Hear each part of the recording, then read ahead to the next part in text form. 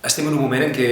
aconseguir aquesta utopia de fer el món millor ja no és només una utopia, és una necessitat. I fer el món millor no només vol dir el planeta, el tema del medi ambient, sinó que vol dir també les organitzacions, fer-les més positives, amb persones positives. I aquest és un repte, tant el de les persones, el planeta,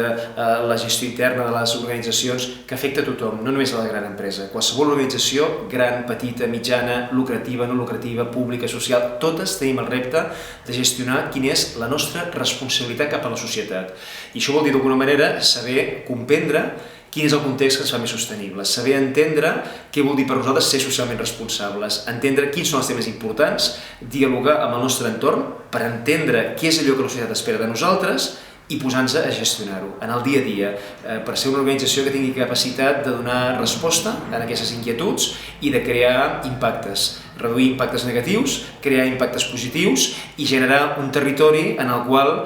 organitzacions molt diverses, de tota mena, en dimensió i amb iniciativa, organitzacions molt diverses gestionin aquest compromís amb la societat i per tant poder fer un territori més positiu, més compromès, més capacitat de donar resposta a les seves pròpies necessitats.